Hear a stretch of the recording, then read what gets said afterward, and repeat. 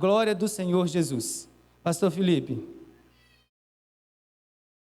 vamos orar para os nossos dízimos e ofertas e logo depois para o pastor Felipe ministrar a palavra para nós nesta noite. Senhor Deus, Pai amado, graças te damos por essa noite, por esses dízimos aqui colocados no gasofilácio, pelas famílias que puderam, meu Pai, nesse tempo contribuir com os dízimos em nome de Jesus, as suas ofertas. E também que o Senhor possa abençoar, abrir portas de emprego no decorrer dessa semana, para as pessoas que estão aqui também necessitadas dessa provisão na vida deles. Amém. Senhor, obrigado mais uma vez, porque a graça do Senhor está sobre essa igreja, em nome de Jesus. Neste momento também coloco a vida do pastor Felipe no teu altar. Amém. Que ele possa trazer a palavra do Senhor aqui para esta igreja. E que essa palavra possa arder em nossos corações. Em nome de Jesus, amém.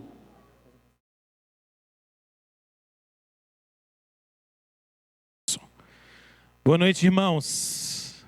Graça e paz em nome de Jesus. Feliz Páscoa para você. Feliz domingo da ressurreição de Jesus. Que o Senhor possa abençoar você ricamente nessa noite em nome de Jesus. Eu me alegro demais em comemorar datas como essas, como a Páscoa, Natal, tantas outras, porque para nós não é apenas um motivo para a gente festejar, ou para a gente se alegrar, ou para a gente decorar a igreja, mas é sobretudo motivo de nós nos regozijarmos, nos alegrarmos na verdade que nós cremos. E hoje nós estamos alegrando o nosso coração na verdade mais desafiadora para esse mundo, a verdade de que o Filho de Deus se fez homem, habitou entre nós, morreu em nosso lugar e ressuscitou dentre os mortos. Que verdade gloriosa, não é? Que verdade maravilhosa. Crer que o Senhor Jesus ressuscitou dentre os mortos. Que essa verdade possa ressoar no meu coração e no seu coração em nome de Jesus nessa noite. Eu quero convidá-lo e convidá-la a abrir sua Bíblia comigo no Evangelho de João, capítulo de número 19, versículo 31. Evangelho de João, capítulo 19, verso 31.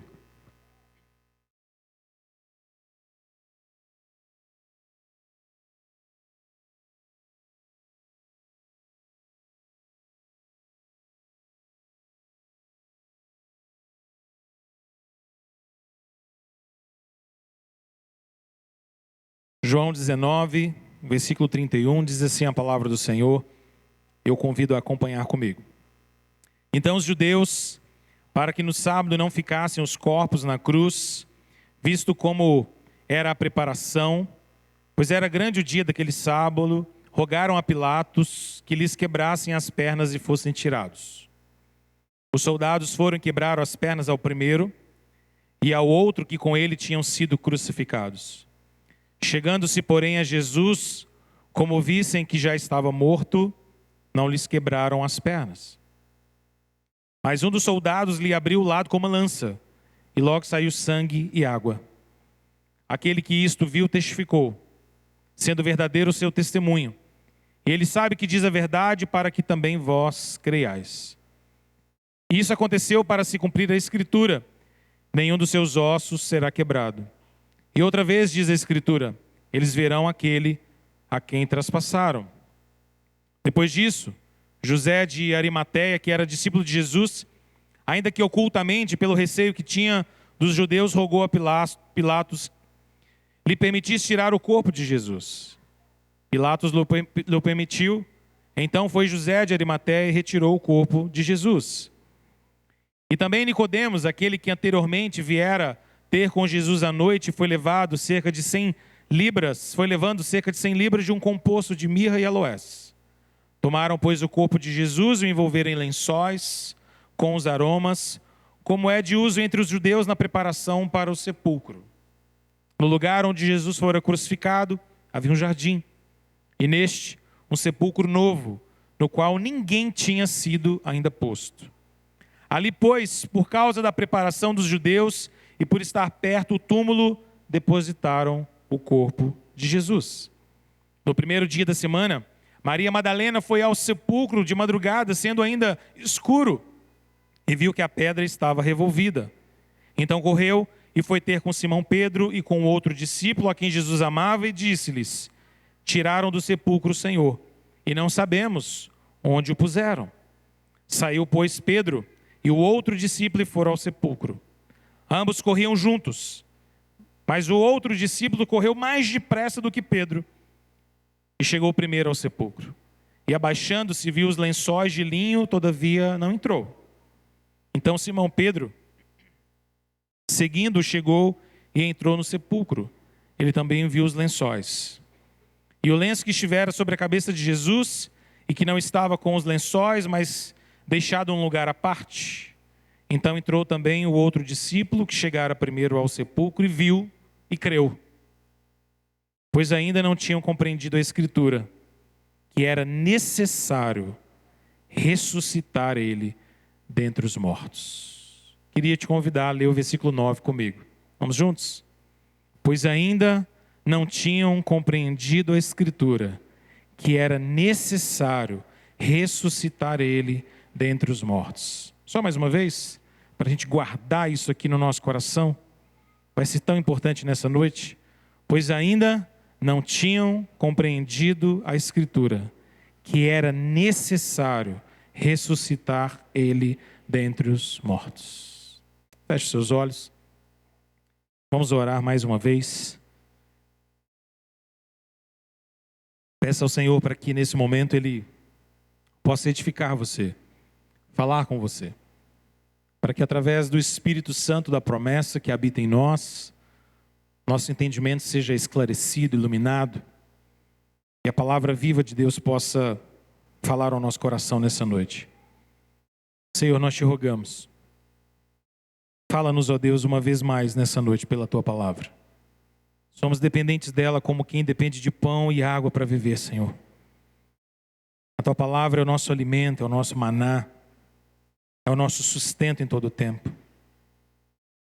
Como nós necessitamos, ó Deus, da Tua palavra. Palavra viva, palavra poderosa, palavra cortante, capaz de discernir, de investigar todo o nosso coração.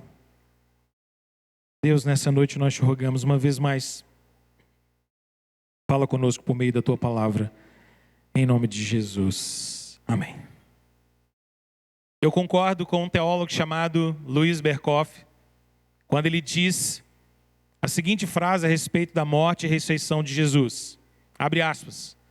Se a obra expiatória de Cristo deveria ser eficaz, tinha de terminar não na morte, mas na vida. Se a obra de Cristo é de fato eficaz, se a obra da salvação é verdadeira, é real, é transformadora, se a mensagem da cruz é a mensagem que muda a nossa vida, impacta o nosso viver, se a verdade do Evangelho estampada na cruz do Calvário é o que nos salva, então essa mensagem não poderia terminar na morte, mas precisava terminar na vida. A morte e a ressurreição do Senhor Jesus são, no final das contas, a base, o fundamento da vida para nós. Sem a ressurreição, nós estaríamos condenados. Sem a ressurreição de Jesus, nós estaríamos ainda em nossos pecados e não teríamos esperança neste mundo. Pense comigo, a ressurreição não é chance. A ressurreição não é mera hipótese. A ressurreição de Cristo não é crendice de homens. A ressurreição de Cristo também não é graça barata, nem graça pela metade. Irmãos, a ressurreição de Cristo é a verdade mais importante, mais sublime, mais fundamental para basear a minha esperança e a sua esperança. A ressurreição é a nossa vida, é a vida da igreja, é o pilar da igreja. Crermos na ressurreição, confiarmos na verdade da ressurreição, é ter o nosso coração posto no mais firme fundamento que existe neste mundo. Cristo ressuscitou dentre os mortos. O texto que nós lemos é um texto tão conhecido por nós. Nós já lemos os relatos evangélicos sobre a morte e a ressurreição de Jesus várias vezes, eu imagino, que não apenas na igreja, mas também na sua devocional. Mas eu queria de novo chamar a sua atenção para esse texto e passar rapidamente por ele e fixar então os nossos olhos no versículo de número 9 do capítulo 20. Se você voltar comigo lá no versículo 31 do capítulo 19 ainda, você vai encontrar os judeus decididos a tirar o corpo de Cristo da cruz o mais rápido possível. O texto diz que eles não queriam que os corpos ficassem expostos no sábado. E aqui a gente encontra a dureza do coração desses homens, desses judeus. Quebrem as pernas deles. Terminem de logo matá-los e fulminá-los. Um preciosismo para cumprir a lei cerimonial, vindo de homens que haviam feito um conluio para, de maneira maligna e corrupta, levar para a cruz um homem perfeito, sem pecado, Jesus. Mero legalismo, mero formalidade. O texto nos conta que Jesus, então, foi poupado de ter suas pernas quebradas. Aqueles homens que estavam ao seu lado tiveram as pernas quebradas pelos soldados que ali estavam, para que a morte se abreviasse, para que a morte chegasse mais rápido. E a palavra de Deus nos diz que quando eles chegaram a Jesus e tentaram tirar a vida de Jesus, não foi possível. Quando tentaram quebrar os ossos de Jesus, não foi possível. E qual é a resposta da Bíblia para nós?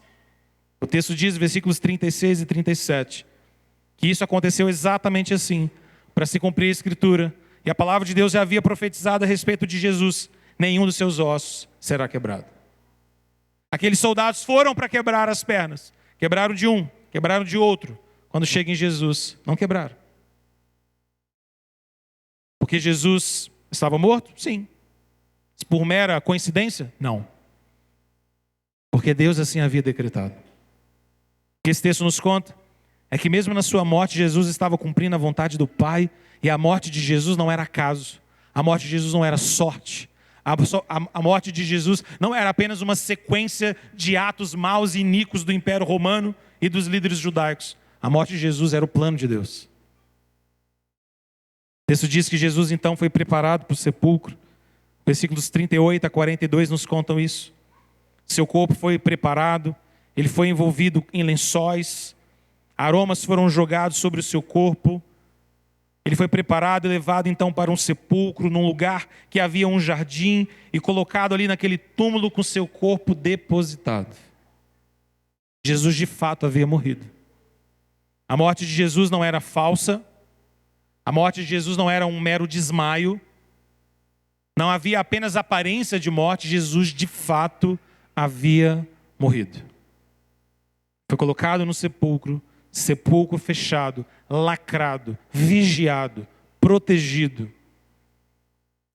O autor da vida havia morrido. Mas então o capítulo 20, nos versículos iniciais, nos contam que no primeiro dia da semana, no domingo, Jesus ressuscitou dentre os mortos. O texto nos conta que Maria foi até aquele lugar, muito possivelmente acompanhada de outras mulheres, como os outros evangelhos nos contam. E quando ela chega ali, ela vê a pedra revolvida, diz o versículo 1. Então ela corre para ter com Simão, para ter com Pedro, o líder dos discípulos. E ele então vem até Pedro, e a palavra que ela usa, a expressão que ela usa é: tiraram do sepulcro o Senhor. Nós não sabemos onde puseram Jesus. Havia no coração dela ainda uma incerteza sobre a ressurreição. Ela não tinha ainda toda a compreensão sobre Jesus ter ressuscitado, vencido a morte, saído do sepulcro vitorioso. Ela ainda estava tentando entender onde estava o corpo de Jesus. Eu não sei onde puseram. Eu não sei onde ele foi parar. Eu sei que tiraram. O texto diz então que Pedro e João saíram dali correndo. Foram juntos. A pressa era tanto, o desejo era tanto de saber dessas verdades, que o texto diz que João foi ainda à frente, correu mais. Chegou lá, viu os lençóis, viu as faixas, mas não viu Jesus. Jesus não estava ali. Logo na sequência vem Simão Pedro. Versículo 6 diz que Simão chegou, entrou no sepulcro, viu os lenços, viu os lençóis ali colocados à parte. Depois João entrou também, e eles viram tudo aquilo e creram. Creram. Muito possivelmente o versículo de número 8 não está dizendo para nós que João e Pedro creram de imediato e de fato em toda a realidade da ressurreição de Jesus. Muito possivelmente eles creram naquilo que Maria estava dizendo. O corpo de Jesus sumiu. Eles entraram, viram tudo e disseram, realmente sumiu. Por que nós podemos imaginar isso? Por causa daquilo que o versículo de número 9 nos diz. E agora eu quero chamar a sua atenção para ele, e nele nós vamos ficar nessa noite. O texto diz que os discípulos ainda não tinham compreendido a Escritura, que era necessário que Jesus ressuscitasse dentre os mortos. Não havia ainda uma compreensão plena para eles. O texto bíblico é enfático em nos dizer que os discípulos não tinham compreendido a necessidade, a real necessidade de que Jesus ressuscitasse dentre os mortos. Mais tarde, os discípulos entenderiam isso. Mais tarde, o apóstolo Paulo entenderia isso e colocaria em palavras tão claras: se Cristo não ressuscitou, é vã a nossa pregação e vã a nossa fé. Os discípulos, mesmo tendo caminhado com Jesus por 3 anos, mesmo tendo Jesus anunciado previamente a sua morte e a sua ressurreição, mesmo conhecendo as Escrituras, mesmo sabendo das profecias, não haviam ainda compreendido que era necessário que Jesus ressuscitasse dentre os mortos. Por que Cristo ressuscitou dentre os mortos? Por quê? Qual a necessidade de ter Jesus de fato ressuscitado dentre os mortos? Quando Jesus ressuscitou, o que é que mudou na nossa vida? O que mudou no mundo? O que a morte e ressurreição de Jesus nos garantiu? O que a ressurreição realizou? O que ela nos deu? Você conseguiria responder essas perguntas? A ressurreição é o fundamento da nossa esperança. Mas parece que ainda hoje, muitos não entendem a necessidade real da ressurreição de Jesus. É muito comum que as pessoas gostem de Jesus como um guru. Não é? É muito comum que as pessoas amem Jesus como um grande líder, como o psicólogo dos psicólogos. É comum que as pessoas amem Jesus como um grande empreendedor, o sábio de Israel, o coach da modernidade. Mas as pessoas rejeitam a ideia de um Jesus que é Deus, que se fez homem, que morreu por nós e que ressuscitou ao 3º dia. Nós não cremos apenas em um Jesus sábio, nós não proclamamos apenas um Jesus inteligente, com inteligência emocional e capacidade de realizar coisas extraordinárias e nos dar ensinos sapienciais. Nós proclamamos Cristo, Filho de Deus, morto e ressurreto. Qual é a necessidade de Jesus ter ressuscitado dentre os mortos? Essa noite eu quero partilhar isso com você. Eu quero responder essa pergunta. Por que era necessário que Jesus ressuscitasse? Por quê? Qual a necessidade disso? Eu quero te responder isso, te dando alguns motivos pelos quais Cristo ressuscitou. Esses motivos são dádivas para nós, são presentes do céu. Por que Cristo ressuscitou? Preste atenção e acompanhe comigo cada um dessas respostas.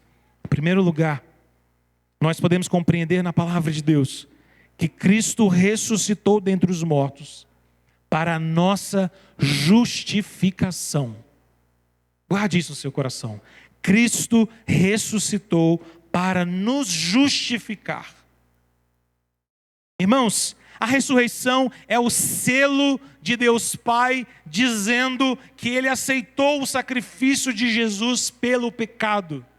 Se Jesus na sexta-feira morreu pelos nossos pecados, no domingo de manhã, ao ressuscitar, como que Deus estivesse dizendo: eu aceito esse sacrifício, eu aceito essa oferta. O pecado está pago, o pecado está consumado, toda a obra foi realizada e eu aceitei plenamente.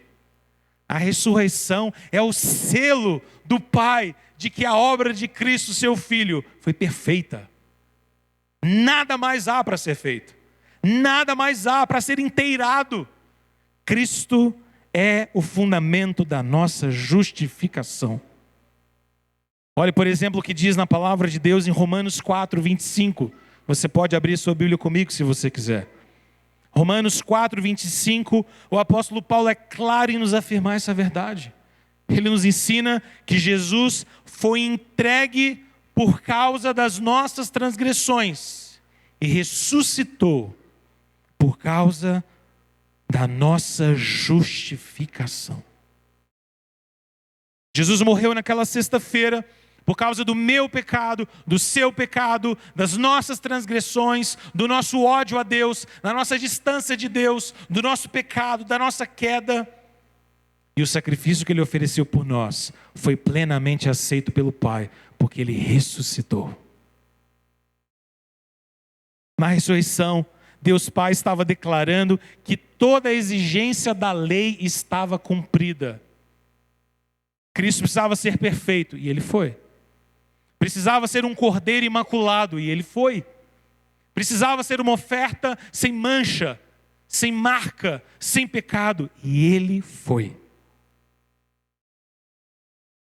Irmão, se Jesus não tivesse ressuscitado dentre os mortos, eu e você ainda estaríamos presos aos nossos próprios pecados.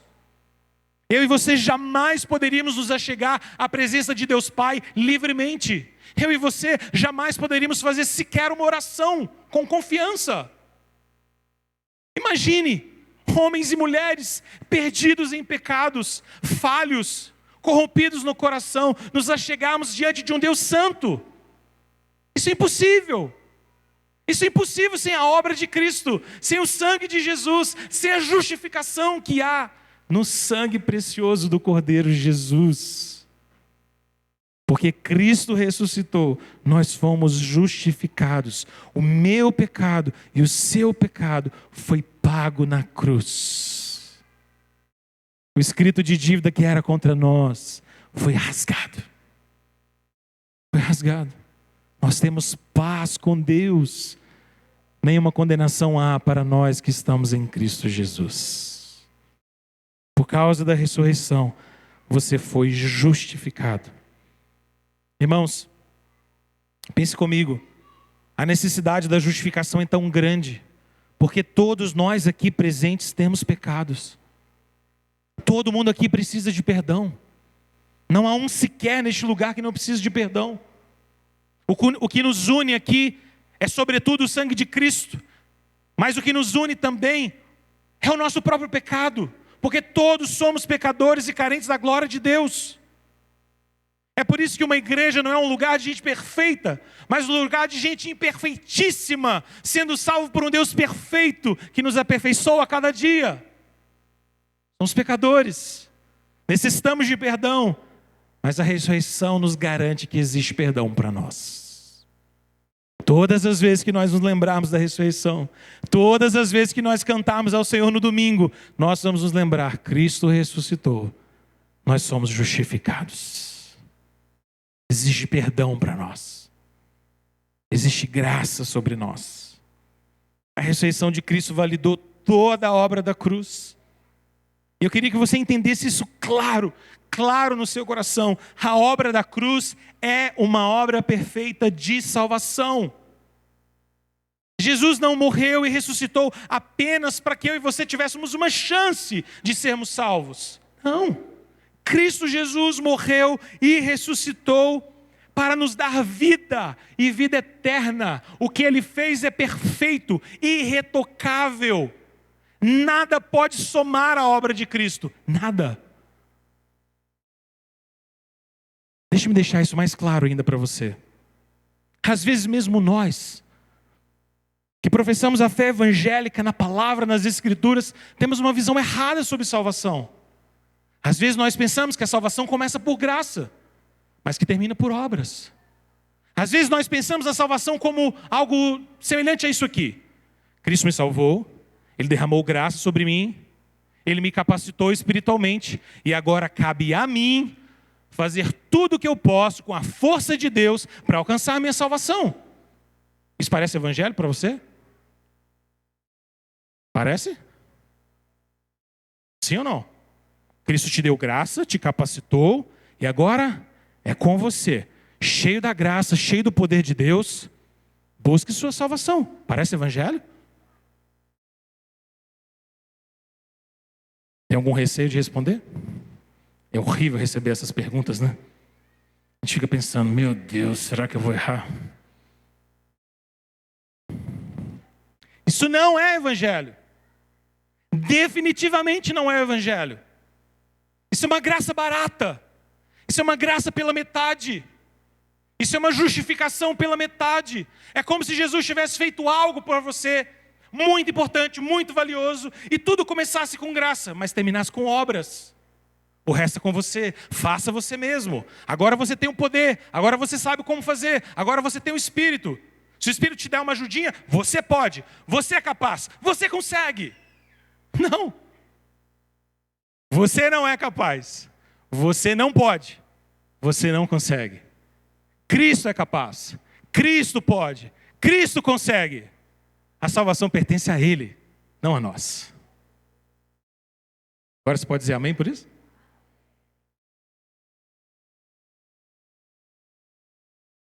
Várias vertentes ditas cristãs ensinam uma salvação como essa. Como, por exemplo, o catolicismo romano. Irmãos, deixe-me dizer isso tão claro para você como a luz do sol. Não pense que seja possível conjugar e aceitar que a doutrina católica romana tem a ver com o Evangelho. Roma não prega o Evangelho. Roma prega a salvação por obras. A doutrina católica começa com graça, mas termina com obras. Tudo que começa com obras e termina com graça é graça pela metade, é graça barata. A minha salvação e a sua salvação não foi possibilitada por Jesus na cruz. Jesus não comprou um voucher para a gente tentar ser salvo. Jesus não comprou uma possibilidade da gente tentar se salvar. Jesus, na cruz do Calvário, morreu por você, nominalmente, pessoalmente, intimamente, perfeitamente. Você é salvo por causa da cruz. E a ressurreição é a garantia disso. A ressurreição de Jesus não é chance, não é hipótese, não é uma mera possibilidade ou conjectura. Quando Jesus ressuscita dentre os mortos, a minha salvação, a sua salvação, a nossa salvação está garantida. Ponto final. Faremos obras, viveremos uma vida para a glória de Deus, viveremos da maneira que Ele quer, buscando fazer a sua vontade, porque nós o amamos e dele dependemos e queremos viver para a sua glória.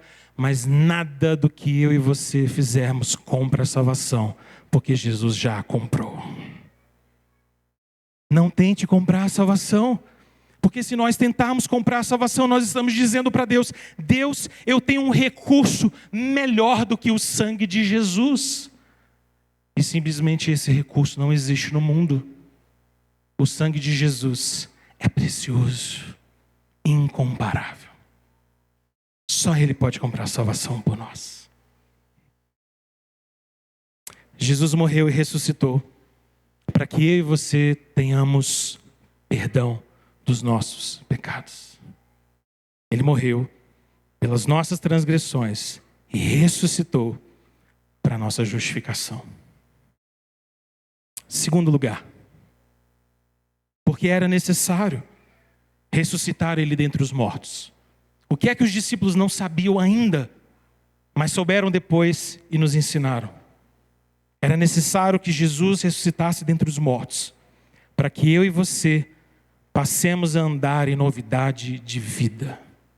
Essa verdade é maravilhosa.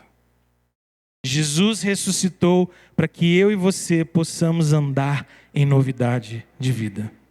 Abra sua Bíblia comigo em Romanos 6, versículo de número 4. Romanos 6, verso 4.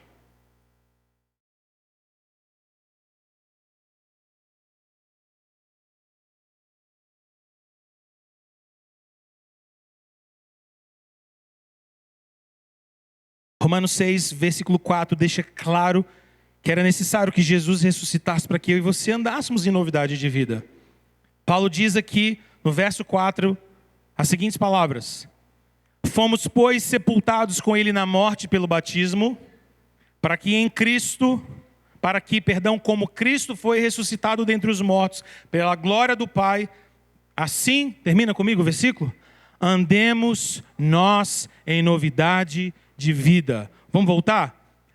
para que, como Cristo, leia comigo, foi ressuscitado dentre os mortos pela glória do Pai, assim também andemos nós em novidade de vida. Jesus ressuscitou para que eu e você andemos em novidade de vida. Uma vida nova. Ele não apenas nos justificou pagando o nosso pecado de maneira perfeita e plena, mas Ele também ressuscitou para que a vida dele estivesse em nós e nós andássemos em novidade de vida. Não mais numa vida velha, passada, mas numa vida transformada. A mesma graça que te justifica é a graça também que santifica você, que muda o nosso coração, que muda o nosso ser. Cristo nos perdoou e agora Ele nos transforma. Ele não nos transforma para nos habilitar sozinhos a conquistar a salvação. Ele nos transforma porque Ele já nos salvou. Ele nos transforma porque Ele já nos redimiu. E a vida dele é a nossa vida. Pense comigo. A palavra de Deus diz que em Cristo Jesus nós somos novas criaturas. 2 Coríntios 5,17. Você acha que ser uma nova criatura é pouca coisa? Será que quando o Senhor está dizendo que nós somos novas criaturas, Ele está dizendo, olha, vocês vão ser pessoas levemente diferentes quando vocês se converterem. Quando vocês se converterem, vocês vão parar de fumar, de beber, de fazer algumas coisinhas erradas, e é isso que é evangelho. Será que é isso que é ser uma nova criatura? E a resposta você já sabe, e eu preciso dizer em alto bom som, não é isso. É muito mais do que isso. Cristo ressuscitou para nos dar uma vida nova. Somos em Cristo Jesus. 2 Coríntios 5,17. Novas criaturas. Gente nova. Gente transformada. Gente cujo coração foi virado ao avesso. A Bíblia diz que eu e você temos um novo eu. Gálatas 2,20. Agora já não sou mais eu quem vive. Cristo vive em mim. Se Cristo está em nós e a ressurreição é a realidade sublime, você já não é mais você. Você já não é mais só você. Cristo vive em você. Não sou mais eu quem vivo. Cristo vive em mim. Ele quer que eu e você sejamos novas criaturas, nos revistamos de um novo homem, de uma nova humanidade. A ressurreição impacta a nossa vida totalmente, irmãos. Nossa vida antes era marcada pelo pecado. Andávamos como ovelhas desgarradas. Mas agora em Cristo a nossa vida passa a ser marcada pela justiça de Deus. Nós somos gente nova. Gente transformada. Gente mudada. Cristianismo sem transformação é falso cristianismo. Cristianismo sem santidade é engano das trevas. Cristianismo que não muda quem eu sou, os meus hábitos, meus valores, minhas paixões, meus desejos, não é cristianismo. O Espírito não é apenas uma força, o Espírito é o poder de Deus, a terceira pessoa da Trindade, vivendo em mim, vivendo em você e mudando tudo que nós somos. Nova vida, novas criaturas, um novo eu.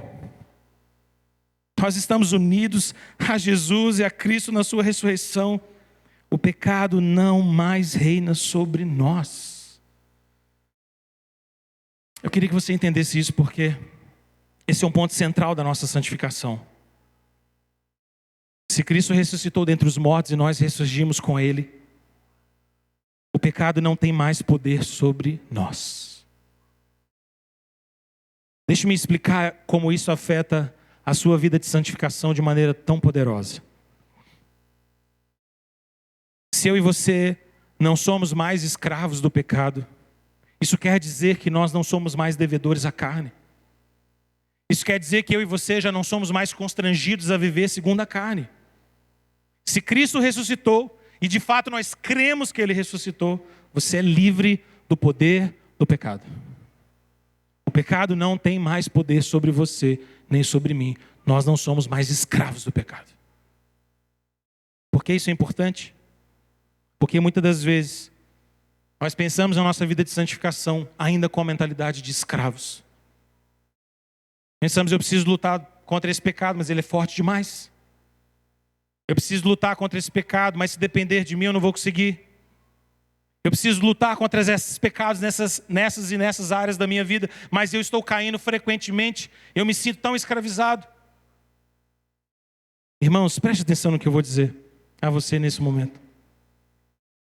Santificação não é um processo seu. Santificação é a obra sublime de Deus em nós.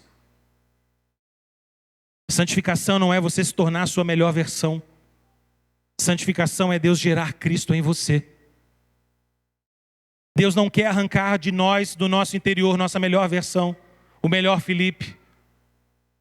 Deus quer que Cristo seja moldado em mim, porque mesmo a minha melhor versão não é boa versão, porque mesmo a minha melhor versão e mais esforçada versão ainda será uma versão manchada pelo pecado.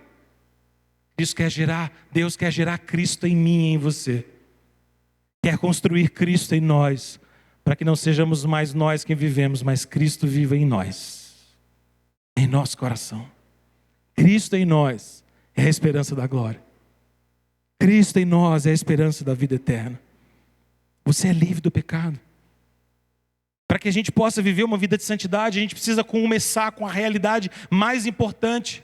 Eu só posso dizer para você, a palavra de Deus só pode dizer para nós, fuja do pecado, porque antes de dizer, fuja do pecado, a Bíblia está dizendo, você já morreu por pecado, o pecado não vive mais em você, ele não tem domínio sobre você, você está em Cristo, você tem o Espírito da promessa, você é livre. Agora, diante de toda essa realidade, fuja do pecado. Fuja do pecado. Quando você estiver nas suas orações mais íntimas, lutando contra os pecados do seu coração, lembre-se disso nas suas orações. Senhor, eu preciso vencer esse pecado. E eu sei que eu só posso lutar contra esse pecado, porque em Cristo Jesus o Senhor já me fez mais do que vencedor. Eu já sou livre do poder, da escravidão desse pecado. Ele não tem domínio sobre mim. Ele não é meu Senhor, Ele não é meu dono. O Senhor é o meu Senhor. Então, Deus, me livre desses hábitos maus que desagradam o teu coração. Mas me faça crer que o Senhor já fez algo soberanamente poderoso em mim. Santificação não começa com eu. Santificação começa com Deus. Com Deus. Deixa o velho homem, revista-se de Cristo. Terceiro lugar. Jesus ressuscitou para ser o padrão da nossa ressurreição e da vida eterna. Deixa-me repetir. Jesus ressuscitou também, ou era necessário que Jesus ressuscitasse também, para ser o padrão da nossa ressurreição e vida eterna. Sim, Jesus venceu a morte. Venceu a morte na cruz. E agora não há mais vitória da morte sobre nós. A morte não pode mais ser vencedora sobre nós. E aqui há um conflito muito forte. Porque nós enfrentamos a morte. Nós enfrentamos a dor da morte. Mas nós a experimentamos numa relação ou numa tensão presente de sempre nos lembrarmos, ainda que a morte seja dura, ela não tem a palavra final. A morte não é a última notícia. A morte não tem a vitória. Porque Cristo ressuscitou. Cristo ressuscitou. A Bíblia diz em textos como Apocalipse, capítulo 1, versículo 5, que Jesus é o primogênito dentre os mortos. Primogênito dentre os mortos, o que quer dizer isso?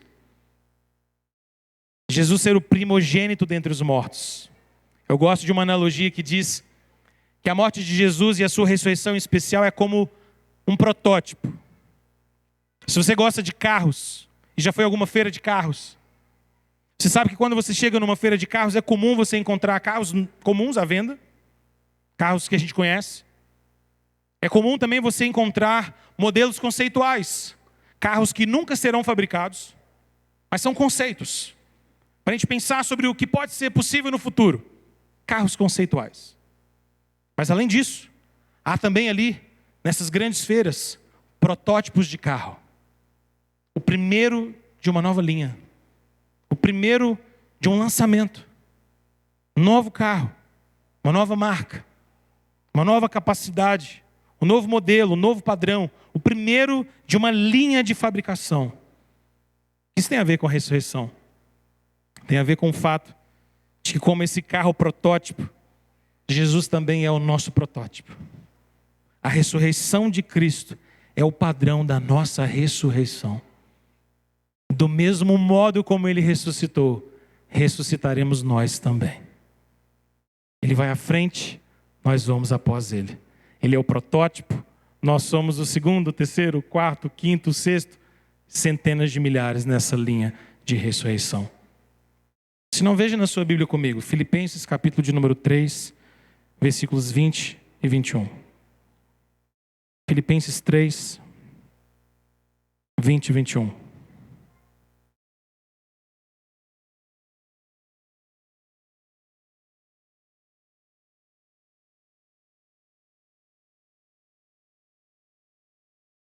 Versículos 20 e 21 de Filipenses 3, Paulo nos diz: pois a nossa pátria está nos céus, de onde também aguardamos o Salvador, o Senhor Jesus Cristo. Preste atenção agora no versículo 21. O qual transformará o nosso corpo de humilhação para ser igual ao corpo da sua glória, segundo a eficácia do poder que ele tem de até subordinar a si todas as coisas. Eu acho que você precisa ler de novo comigo. Volte seus olhos para o mesmo versículo. O qual transformará o nosso corpo de humilhação para o quê? Ser igual ao corpo da sua glória. Se Jesus venceu a morte, nós também venceremos. Nós também venceremos. Se o corpo de humilhação de Cristo foi glorificado pela eficácia do seu poder, o nosso também será. É isso que a Escritura está dizendo para nós. Jesus é o padrão da nossa ressurreição, é o protótipo dessa vida eterna. Como Ele venceu, nós venceremos. Como Ele foi glorificado, nós também seremos. Como Cristo vive para sempre, nós também viveremos. Cristo ressuscitou para ser o padrão e o primeiro na linha da ressurreição vitoriosa sobre a morte. Você pode pensar, mas Lázaro ressuscitou antes de Jesus. Não seria Lázaro o protótipo? Não, não pode ser não. Porque Lázaro ressuscitou, mas morreu de novo. Lázaro foi o cara que teve 2 velórios. Dureza. Só Jesus pode ser o protótipo. Pelo simples motivo de que Jesus venceu a morte. E a morte nada mais pôde contra ele. Cristo foi à nossa frente. Adentrou os portões eternos. Ele é o nosso precursor. Ele foi adiante de nós. Nós vamos atrás dele. Ressurretos dentre os mortos. Cristo é o protótipo da nossa ressurreição. Como ele foi, nós seremos. Era necessário que Cristo ressuscitasse para que ele fosse o primogênito dentre os mortos, o padrão da nossa ressurreição. Quarto e último lugar, e eu quero terminar com esse último ponto. Porque era necessário ressuscitar Jesus dentre os mortos. Em quarto lugar, eu queria que você guardasse no seu coração que Jesus ressuscitou e era necessário que ele ressuscitasse para que ele pudesse reinar glorioso sobre todas as coisas.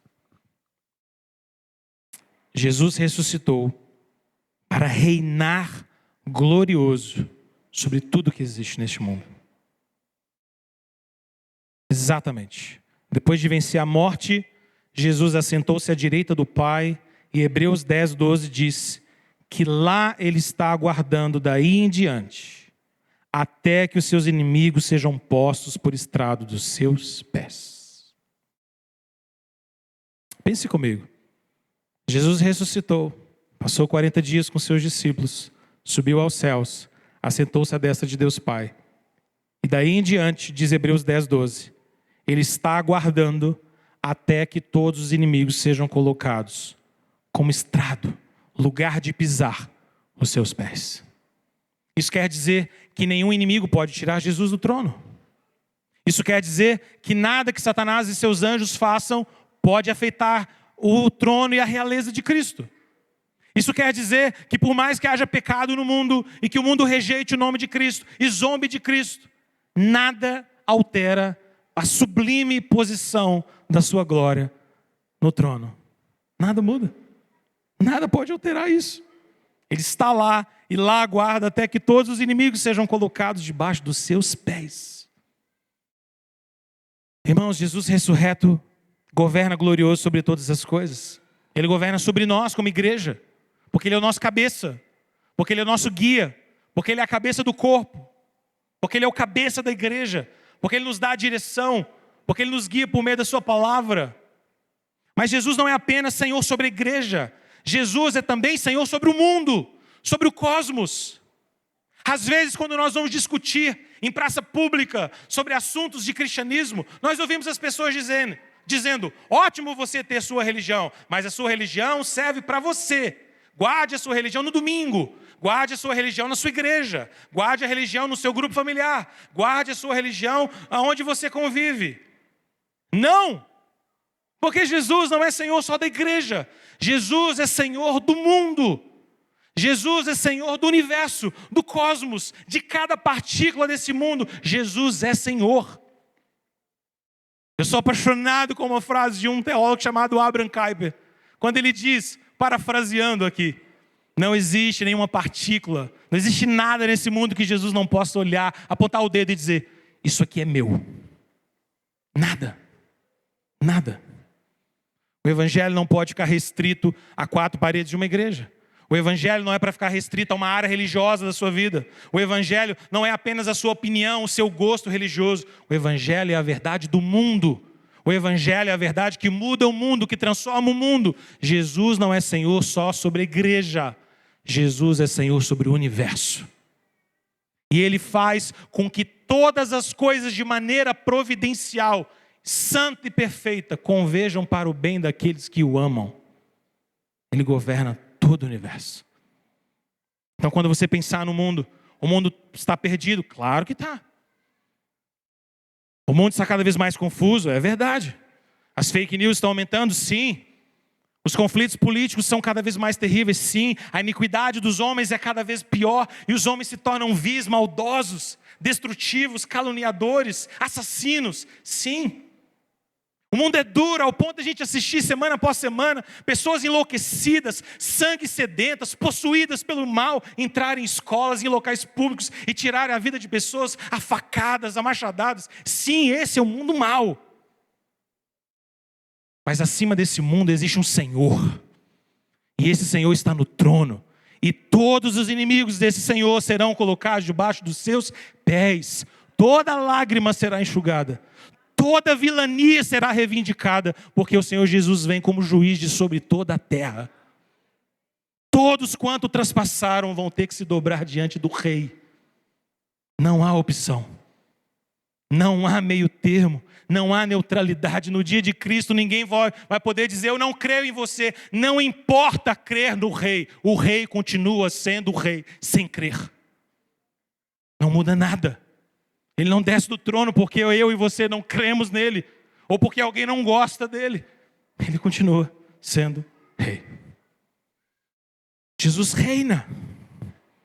A palavra nos diz em Efésios 1, versículo 20, que Deus fez estar debaixo de Jesus todo principado, toda potestade, todo poder, todo domínio. 1 Pedro 3, 22 diz que Jesus está acima de anjos, acima de potestades, acima de poderes. Eu gosto sempre de me lembrar, que ainda que Satanás arregimente todos os seus anjos malignos, todos eles, e venha espumando a sua boca de raiva contra o Senhor Jesus, Jesus o derrotará, assim como todos os seus anjos, com o sopro da sua boca. Ele é o Rei. Ele é o Senhor. Não tenha medo de Satanás. Resista. Maior é o que está em você do que está nele.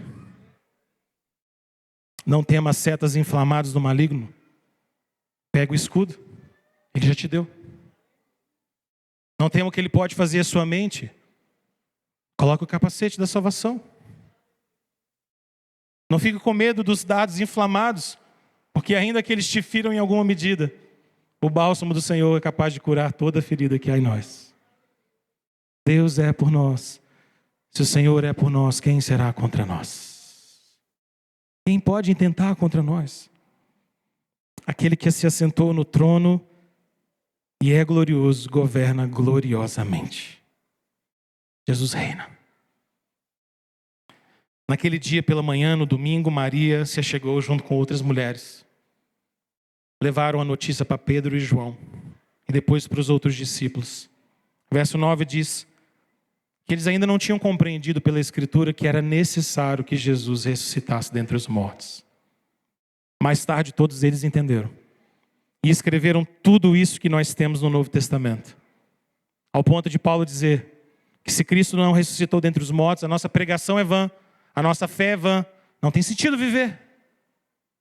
Era necessário que Cristo ressuscitasse, para nos justificar de todo o pecado e pagar o nosso pecado e nos dar vida, perdão. Era necessário que Cristo ressuscitasse para que eu e você pudéssemos viver em novidade de vida. Era necessário que Cristo ressuscitasse dentre os mortos, para ser o padrão da nossa ressurreição. E era necessário que Ele ressuscitasse, para que Ele reinasse glorioso sobre cada um de nós. Vamos orar? Feche seus olhos. Ora ao Senhor. Há tanto a aprender com essas palavras que nós meditamos nessa noite. Há perdão para nós. Há uma transformação que nos faz viver novidade de vida. Há uma certeza da vida eterna e da ressurreição dentre os mortos. Há um Senhor glorioso que reina sobre todos. Tudo possibilitado e tornado real por causa da ressurreição de Jesus. Porque Ele ressuscitou, porque Ele vive, nós podemos crer no amanhã. Nós podemos crer na vida eterna. Nós podemos esperar. Nós vamos adorar ao Senhor, terminando esse culto com uma canção. Mas antes disso, ore ao Senhor agora. Se você puder, fique em pé. Fale com o Senhor. Rogue a Ele nesse momento. Senhor, guarde essa palavra no meu coração.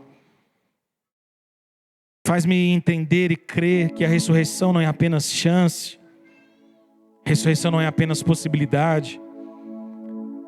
A ressurreição é o fundamento soberano da vida eterna. É porque Cristo ressuscitou dentre os mortos, nós somos vivos. Talvez você tenha entrado aqui essa noite a visitar essa igreja. Você ainda não conhece o Senhor Jesus, não entregou sua vida a Ele. Ele ressuscitou para que haja salvação para mim e para você. Crê em Jesus nessa noite. Peça ao Senhor também que Ele restaure e renove sua fé. Talvez você tenha confiança no Senhor, creia no Senhor Jesus, o ame. Mas às vezes essa convicção da vida eterna, da ressurreição, foge ao nosso coração. Peça ao Senhor, Deus, renove em mim a convicção, a certeza da vida eterna. A certeza da ressurreição. A certeza de que isso não é apenas um sonho, não é uma história que contamos para os nossos filhos.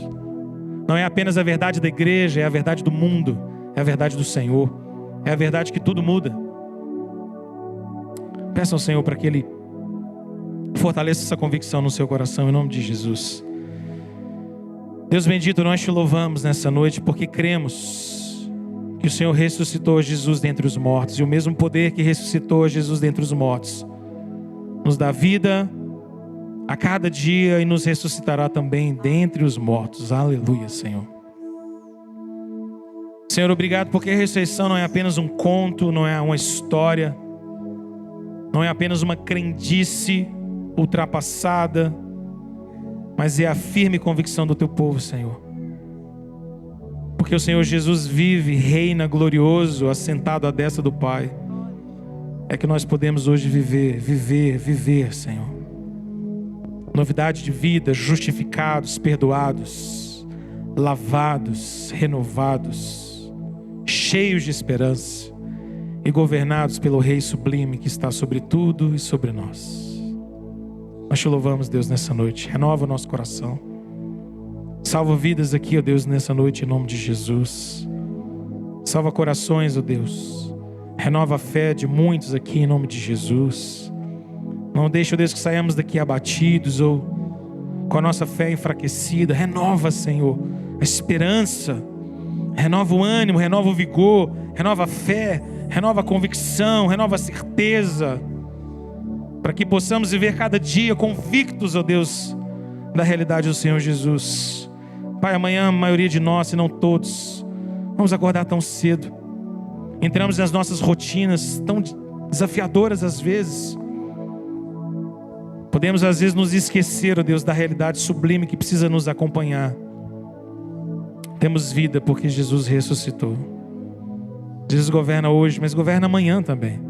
Ele é o Senhor do domingo, mas também é Senhor da segunda, da terça, da quarta, da quinta, da sexta, do sábado. Ele é o Senhor da igreja, mas é o Senhor do nosso ambiente de trabalho. Jesus é Senhor no escritório, na escola, na faculdade, na universidade, em casa, no lar. O Senhor Jesus é Senhor sobre todas as coisas. Governa a nossa vida, Senhor. Nós cremos que o Senhor é o nosso Rei. Não nos deixe intimidados diante das coisas desse mundo, diante das dores e sofrimentos que esse mundo nos traz, Senhor. Renova o nosso ânimo, a nossa confiança, a nossa certeza na ressurreição. Não nos deixe temer a morte, Senhor, porque a história não termina com morte, mas termina com vida. Te louvamos, Deus, em nome de Jesus. Aleluia.